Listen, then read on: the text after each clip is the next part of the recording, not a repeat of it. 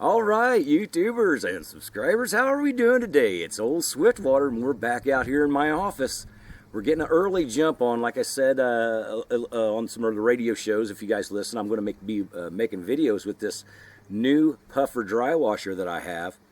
And I thought today I'd just come out and show a basic setup, how it runs, what I think the flow should look like, and stuff like that. And to do this, I have actually come to, as you can see, the Superstition Mountains. Now, I have not dug here a lot. I have been here once or twice, but I am way back right now. I'm pretty far back in here.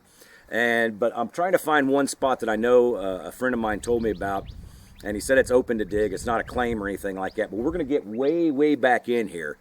And if I don't see any claim markers and stuff like that, and I see a lot of tailings piles, what I'm going to do is for a test, not only to set up and run this new puffer high banker, but I'm going to do a test to see if I can retrieve gold out of a pile that's been ran by a motorized dry washer. And that is going to prove to me, if I can find still some pretty good gold out of just tailings piles, that's going to prove to me that, pretty good that the puffer is going to work really good this year.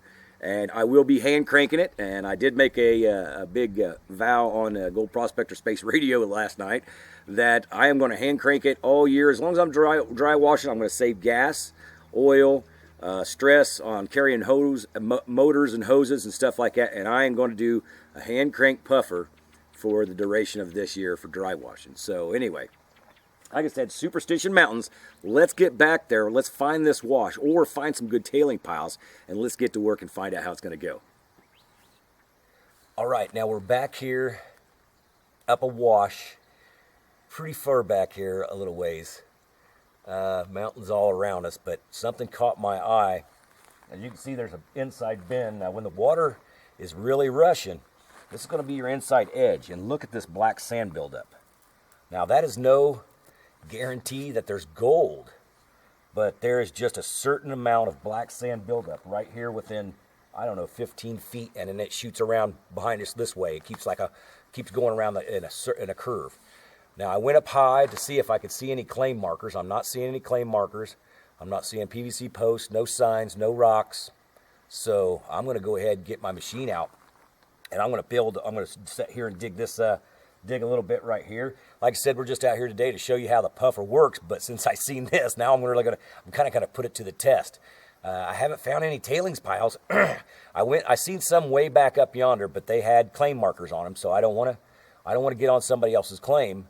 But like I said, I was looking for tailings piles way out here, but I haven't found not a one of them. Now I don't know why, because we're still in good mountainous range and good areas, and this is a good wash. It's probably, I don't know, a good 15, 20 feet wide.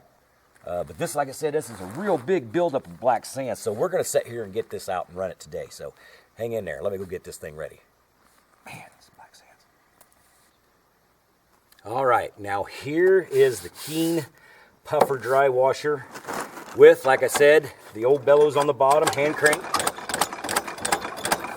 And this is the way that I'm going to be running this particular machine for the majority of the year.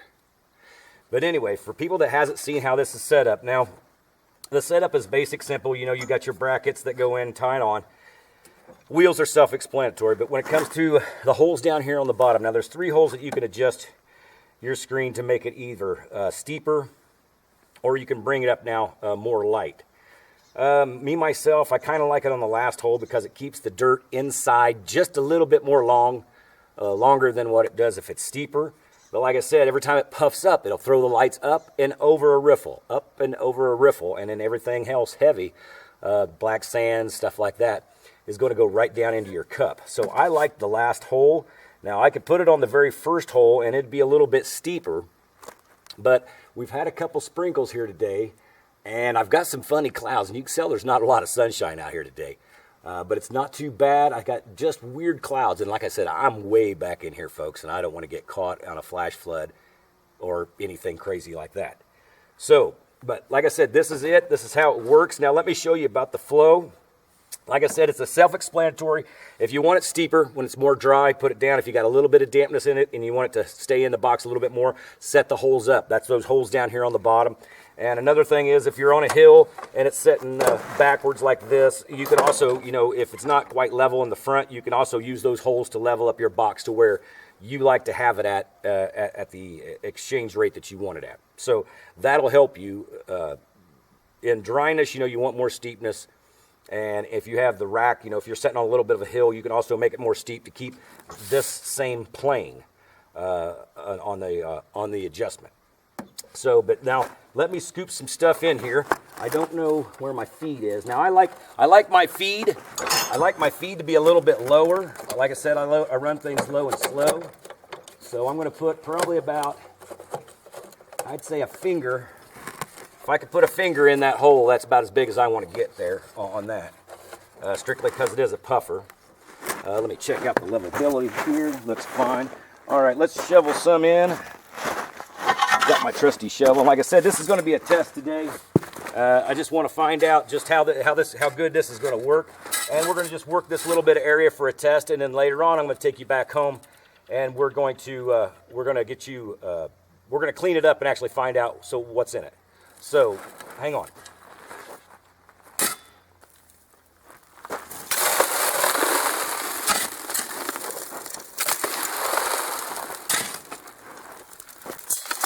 Now remember, on a puffer dry washer, don't worry about the stuff going in because you have no engine running. You don't have to worry about it. So just make sure your stuff gets classified pretty good. That way you get your nice... I like to start out with a full hopper on these. So I want it to get nice and full of all my concentrate. Now remember, if I'm doing a lot of buckets during the day, like I said, this is just a test, but I'm going to show you. If I was doing a lot of buckets today, I already have to be about 20 classified buckets ready to go. That way when the heat got up or the sun got up and started getting hot, I could stand under a canopy and dump my classified buckets already in here and then just go ahead and let it roll. But today I'm just going to show you this just for the flow purpose. So. All right, there's a full classified hopper. That looks about 4 scoops. That's going to be about a half a bucket. So now what you're going to do is come down. We kind of want to get my jams out of there. There we go. Maybe set this up one more to get a little steeper. You kind of want the flow to come out. There you go. Once you get a good flow coming out to where you can separate it, you want to cover all your riffles. Why is my thing sticking here? There we go. There you go. You want to cover all your riffles just to start it out. Now you see, if you don't have air down on the bottom, you're losing air. So what you want to do is just go ahead and do this. Get all your riffles full.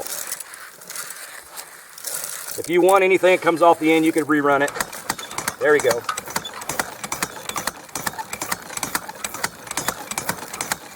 Look at that, really nice. See how that air puffs everything up?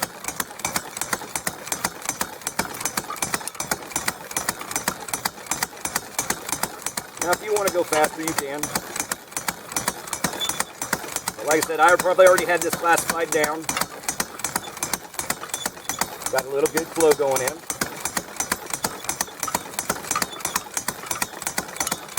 People said, oh, your arms will get tired. Eh, just another day at work, you know.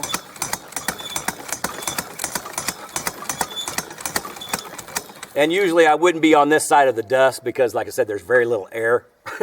But I'm just here today just because I'm doing the camera purpose. But anyway, when you see your feed stop, let your material stay in there now because you want those air riffles to stay full. Come back in. We're gonna get some more of this nice black sand looking stuff. Let that classifier do its job up on top if you want to do it that way. Like I said, I like better to get classified buckets. That way I'm not monkeying around with all this stuff beside my machine, number one, and number two, where I have classified at, I can go over with a metal detector at the end of the day, and there's nothing else in the field, such as drop pins, pieces of metal, that's going to catch my attention. It's going to be just gold. So that's why I do that as well. Anyway, let's keep another one in here. Get that bad boy. This thing's going to be a great testing machine, man. It's only like 40 pounds. That's awesome. Throw one more up in here. All sitting in there really nice.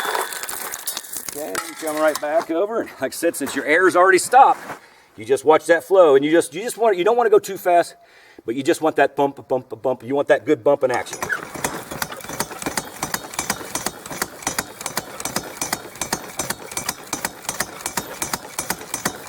Let the machine do the work for you. You don't have to crank it hard.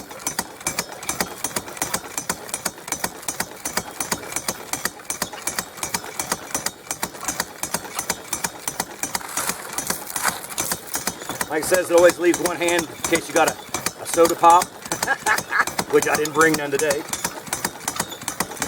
Strictly because I knew I was going way back out here and I wasn't going to be drinking anything out here. But see, that looks like that's a good little hopper. It carries enough. Like I said, it's working real good. Nice and quiet. That's another thing I like about it.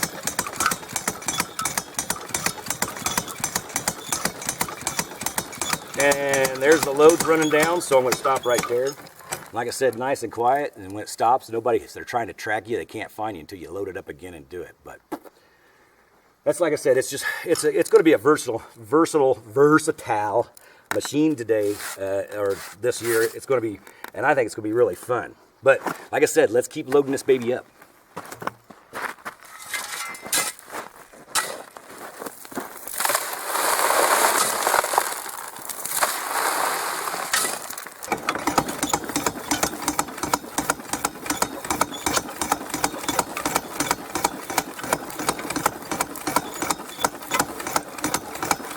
Nice even flow.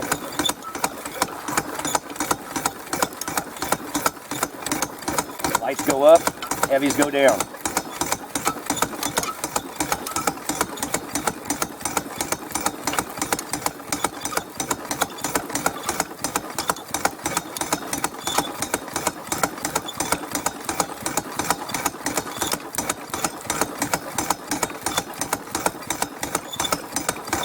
Okay, now we've ran probably about, you can see probably about 3 or 4 buckets. Like I said, we're just testing this little patch out because I don't see any clay markers. And let me tell you what, folks, if I can find some good gold in this particular spot, in this wash between these two gulches, that means anything that comes through here ain't escaping here, and it's not getting past those rocks there. I can darn sure guarantee it. And that might be why all this black sand buildup's here, but who knows? But I'm going to keep that in mind. Anyway, I've ran my buckets. We're going to go to do the clean out. All you're going to do is you're going to raise your thing up like this. There's a clip right down here at the bottom. Unclip it. Remember to raise it up all the way because you can see the little lip in the back. There is a little lip on this thing as well. So when you go to put that back up, there it goes, clicks in. Make sure you feel it go under that lip. So what we're going to do is take that like so. Put her leg back down. I'm going to just check real quick, see if I can see anything at all, which most generally you can't, but you never can tell.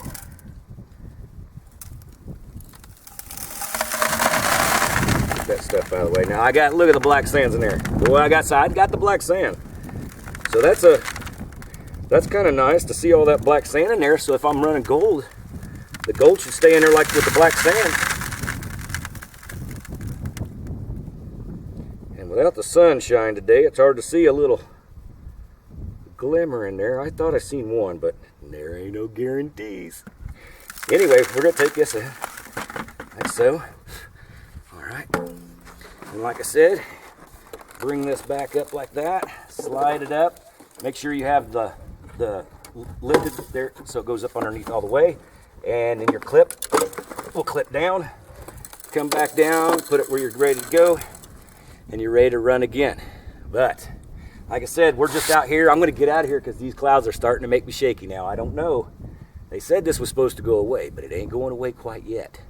So like I said, I'm back here far enough. The clouds are getting around the back side of me now, and that's the part that I really don't like. Front side I can handle. I can hear what's coming. The back side, if I can't get out, it screws me. So what we're going to do is we're going to take this back home, and I'm going to pan this out and see where everything is and see how it goes. But yeah, I'm glad to see that you've seen how my flow goes. You see how I like my angle on the very last hole instead of the very first hole. The first hole will make it more steeper. I like it this way because obviously it catches. I mean, that's heavy. It catches the black sand that good. It's got to catch gold even better.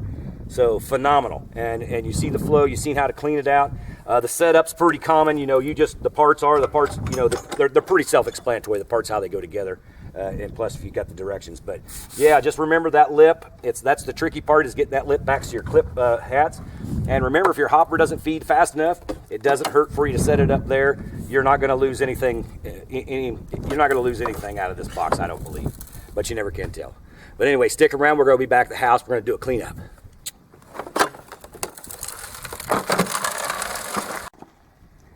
All right, guys. Before you go, let me show you a little bit of this cliffs and stuff that I'm talking about here. As you can tell, those aren't small. Holy moly. Come back around this way. And then there's the other side. Like I said, this is a trapped in both sides, gully to gully. But it's a nice wash, not very thick. Just a one trail goes down through where people's been driving. But man, look at that inside bend. Oh, that's nice. All right. Okay, now we're back here at the house, and I have my cons. I have my 2 trays. I have my black sands separator, which if you don't have one of these as a dry washer, you need to really get it. What this is, it's got, like you can see, it's got one heck of a nice magnet inside this bad boy. And these things are just the cat's meow. They actually call it the spin it off, and I actually got this from a friend of mine, Ted Ballas from Canada, come down digging last year and went to the gold show with us, and he actually got me this, and man, I'm glad he did, and I hope up there in Canada he's using his and making a lot of gold with his up there as well. So without ado, what we're going to do first is, number 1, we got a bucket of stuff here. We're going to classify this down. Now I think this classifier is a 12 mesh. I believe it is 12 or 20. No, it's not 20. So it's a 12 mesh. And what that means is there's 12 holes per square inch. But what we're going to do is first classify this stuff down on these trays. So I do some on this, like so. Like I said, if it's not gold, folks, we don't want to be panning it out. We don't want to be running anything that we don't need in our pan. So I'm going to classify that out. Just in case there's any big gold in there, you never can tell. We'll put that back down. We'll spread this out nice and even. I'll probably get a little bit more on this pan. And the reason why I'm putting it on 2 pans is because you'll see in a minute how this spin it off works.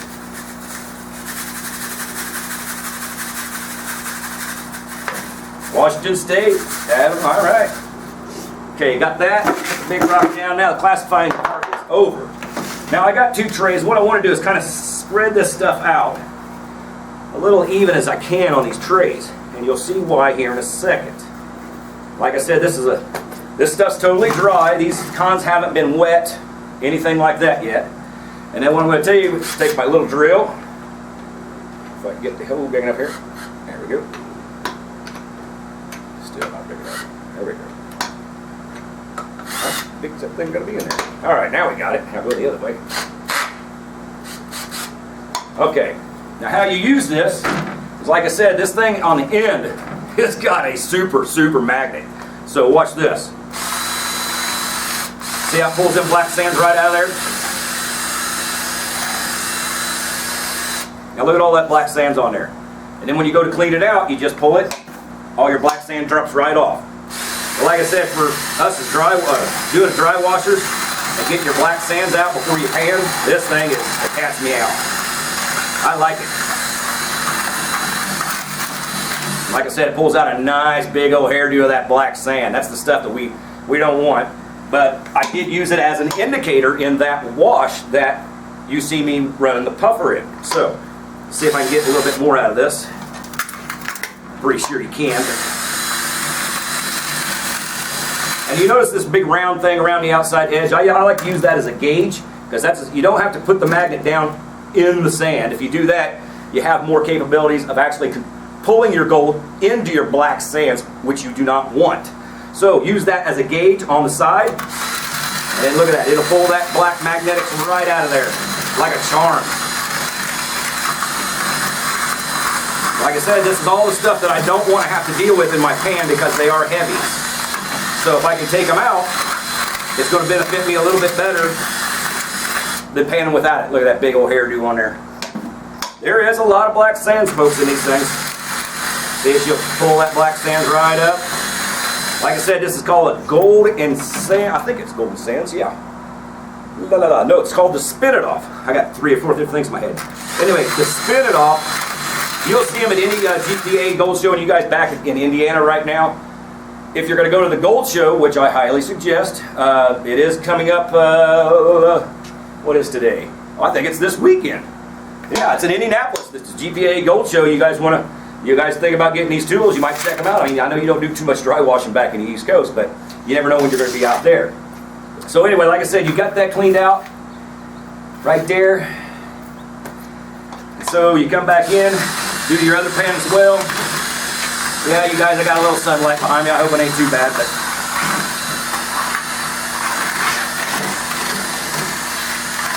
go through there. Look at that big old hairdo of black sand that I don't want. There's probably a ½ pound of that stuff on there. Get rid of that. Come back and do it again. Now you can do this wet with the Spin It Off, or you can do it dry. In case you guys are dredgers, you can still do this as well. Do it wet. I still suggest that you lay it out on a pan though, because doing it in the bucket, you'll start stirring your bucket up, and like I said, when the black sands come together, it's going to grab onto that gold and it's going to steal it. It's not going to be very good, as a matter of fact. So, get rid of that. Try her one more time.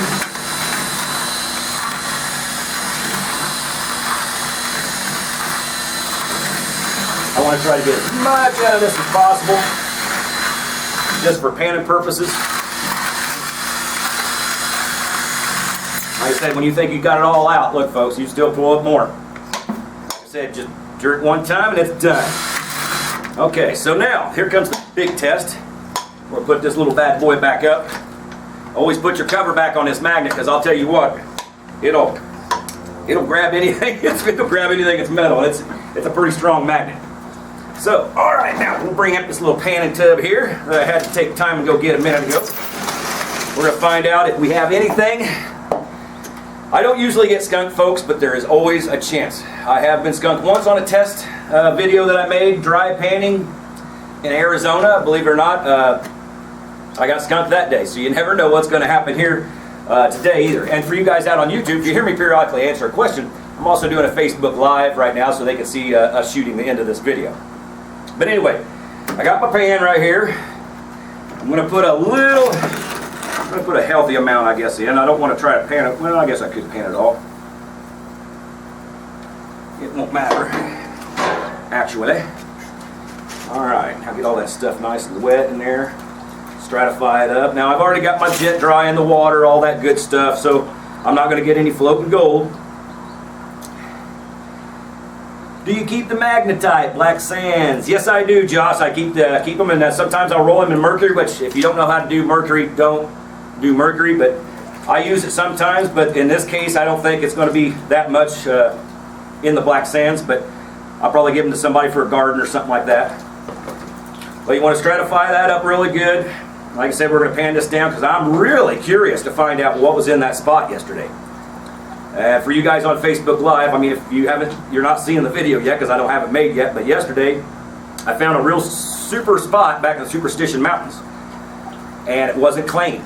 And there was, I mean, you can see the black sands. There was just a phenomenal amount of black sands in this one little wash, and no claim markers. So if I find some good gold, I'm thinking about going and picking up that claim.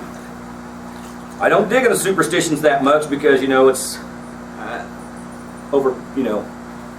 it's just, you know, the gold mine and everything like that, legend of the Superstition Mountains, there's just a lot of people that go out there, so I tend to not go where everybody else goes. Okay, so right here, we got it going. Hey Angie, how you doing? Still got a little bit of black sands in it. Like I said, you're not always going to get all the magnetics out with the Spin It Off. It's just to get the majority out. Not all black sands is magnetic. So that's another thing you got to look at too when you get one of these black Spin It Offs. They do work great. but they're not going to take out the stuff that's not magnetic. So, like I said, I'm just working this down. I'll be really interested if I find some good gold. I'll be interested to find any gold. What am I talking about? Like I said, yesterday was really fun. Come on, baby, come on. I want to see something. Like I said, anything's better than nothing, folks. And like I said, I'm really fast panning this a little bit. I've got a lot of black sands in it, but the majority of whatever's in here is going to be at the bottom, because it's 19 times heavier than water, folks. That's what gold weighs. That's why if you take a 45 caliber bullet shell and you fill that up, that's 1 ounce of gold. That's almost $1,300. That's today's prices. That's just crazy, and that's why I dig it. That's why I dig it. All right, here we go. Test of tests of tests of tests. This one pan should tell me if there's anything in that, because, well, it's out of the same bucket, but here we go. Rinse around.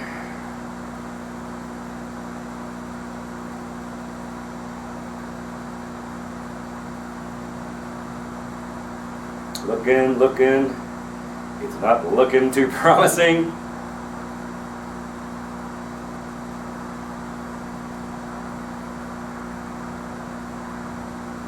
It ain't looking good at all.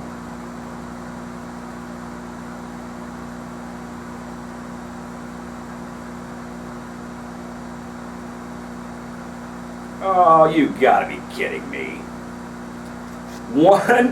One little speck of fly poop.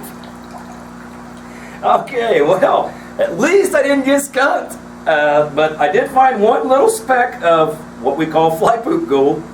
It ain't very big, so that could be telling me that's probably why that place does not have a claim on it. Prevalence, because it's probably more black sand than anything else. Now, like I said, folks, you don't always find gold where you find black sand, but you'll always find black sand where you find the gold. The reason is because of the heaviness and the placements of it. It's going to be lead, black sand, your gold, mercury. Believe it or not, out here in the West, we still have mercury in the creeks. It's going to pile into the same spots as well. But anyway, you guys, I just wanted to show you today, and I'm glad you come in for the video. To watch it. I hope you like the video I put on. I hope it was informational enough for the puffer dry washer that I had. And like I said, it's something I'm going to use this year, strictly because it's you know, there's no hose, no motor, no gas, no oil. It's quiet. That way I don't get a headache out there listening to a motor all day. And I thought it was pretty cool yesterday to hand crank that puffer dry washer. And me, I'll just clean this stuff out later. I mean, that right there that's enough test to show me. And frankly, that was out of the bottom of the bucket, so there's maybe a speck in there. I'm not even probably going to worry about this. I'll probably just toss it out in the old flower garden and just get rid of it. But at least I didn't get skunked. Wasn't really impressive, but one piece of fly poop gold, that's good, but not great enough to go back and actually dig that wash and continue on where it was at. So on to the next spot, so to speak, to the next drawing board. That's the advantage about having a puffer dry washer, because you can take it wherever you want to take it to. So, but anyway, hey, I'd like to thank, number one, Gold Prospector Space and Gold Prospector Space Radio. Remember, every Wednesday night at 6 o'clock Arizona time, we got West Coast Wednesdays on. I'm actually the host on that show. We also have Gold Prospector Space Radio on Sunday, so check them out. And I'd also like to thank another, AMRA. You guys, I always talk about it. You got to come in with me. Join AMRA. If not join, just make a donation to them. And tell them old Swiftwater sent you to them. That way they know where it's coming from. They know that my videos are actually doing good and reaching out to you as the public and to the people that actually use the public lands. And if you can join, it's $200 tax deductible at the end of the year. It's a great basic community of people to get in with. You can always come out and dig on their claims, but that's not what they're all about. They're actually for mining rights for anybody that uses the public lands. Right now it's American mining rights, but they do cover other people as well in the future. So, but anyway, thanks for watching, thanks for tuning in, and remember what I always say, folks, get out there and start living life before life isn't there to start living. And I may see you in the gold fields. Take care and have a good day.